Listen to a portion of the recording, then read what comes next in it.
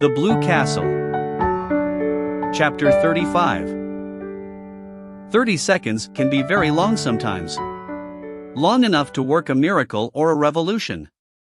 In 30 seconds, life changed wholly for Barney and Valancy Snaith. They had gone around the lake one June evening in their disappearing propeller, fished for an hour in a little creek, left their boat there, and walked up through the woods to Port Lawrence 2 miles away. Valancy prowled a bit in the shops and got herself a new pair of sensible shoes. Her old pair had suddenly and completely given out, and this evening she had been compelled to put on the little fancy pair of patent leather with rather high, slender heels, which she had bought in a fit of folly one day in the winter because of their beauty and because she wanted to make one foolish, extravagant purchase in her life. She sometimes put them on of an evening in the Blue Castle, but this was the first time she had worn them outside.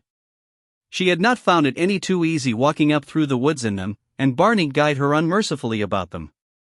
But in spite of the inconvenience, Valancy secretly rather liked the look of her trim ankles and high instep above those pretty, foolish shoes and did not change them in the shop as she might have done. The sun was hanging low above the pines when they left Port Lawrence. To the north of it the woods closed around the town quite suddenly. Valancy always had a sense of stepping from one world to another, from reality to fairyland, when she went out of Port Lawrence and in a twinkling found it shut off behind her by the armies of the pines. A mile and a half from Port Lawrence there was a small railroad station with a little station house which at this hour of the day was deserted, since no local train was due. Not a soul was in sight when Barney and Valancy emerged from the woods. Off to the left a sudden curve in the track hid it from view, but over the treetops beyond, the long plume of smoke betokened the approach of a through train. The rails were vibrating to its thunder as Barney stepped across the switch. Valancy was a few steps behind him, loitering to gather June bells along the little, winding path.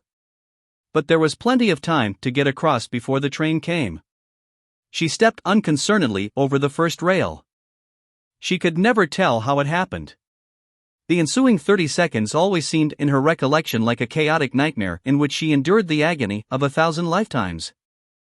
The heel of her pretty, foolish shoe caught in a crevice of the switch. She could not pull it loose. "Barney, Barney," she called in alarm. Barney turned, saw her predicament, saw her ashen face, dashed back. He tried to pull her clear, he tried to wrench her foot from the prisoning hold.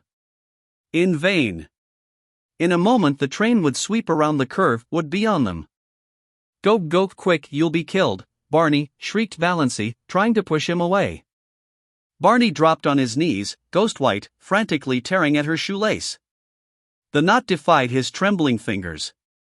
He snatched a knife from his pocket and slashed at it. Valancy still strove blindly to push him away.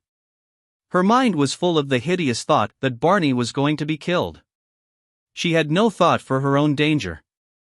"Barney, go, go, for God's sake, go." "Never," muttered Barney between his set teeth. He gave one mad wrench at the lace. As the train thundered around the curve he sprang up and caught Valancy, dragging her clear, leaving the shoe behind her. The wind from the train as it swept by turned to icy cold the streaming perspiration on his face. "Thank God," he breathed. For a moment they stood stupidly staring at each other, two white, shaken, wild-eyed creatures. Then they stumbled over to the little seat at the end of the station house and dropped on it. Barney buried his face in his hands and said not a word. Valancy sat, staring straight ahead of her with unseeing eyes at the great pine woods, the stumps of the clearing, the long, gleaming rails. There was only one thought in her dazed mind, a thought that seemed to burn it as a shaving of fire might burn her body. Dr. Trent had told her over a year ago that she had a serious form of heart disease, that any excitement might be fatal.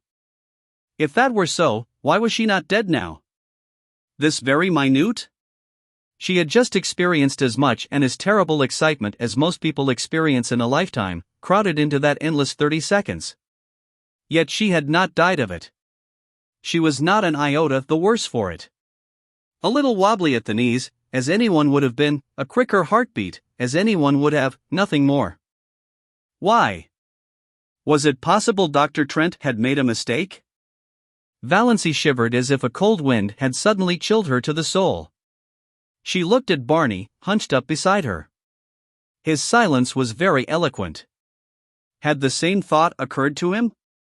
Did he suddenly find himself confronted by the appalling suspicion that he was married, not for a few months or a year, but for good and all to a woman he did not love and who had foisted herself upon him by some trick or lie? Valancy turned sick before the horror of it. It could not be. It would be too cruel, too devilish. Dr. Trent couldn't have made a mistake. Impossible. He was one of the best heart specialists in Ontario. She was foolish, unnerved by the recent horror. She remembered some of the hideous spasms of pain she had had. There must be something serious the matter with her heart to account for them.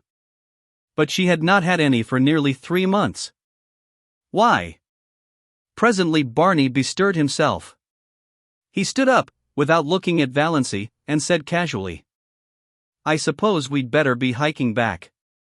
Sun's getting low. Are you good for the rest of the road?"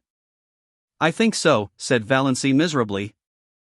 Barney went across the clearing and picked up the parcel he had dropped, the parcel containing her new shoes. He brought it to her and let her take out the shoes and put them on without any assistance, while he stood with his back to her and looked out over the pines. They walked in silence down the shadowy trail to the lake. In silence Barney steered his boat into the sunset miracle that was Mistawi's. In silence they went around feathery headlands and across coral bays and silver rivers where canoes were slipping up and down in the afterglow.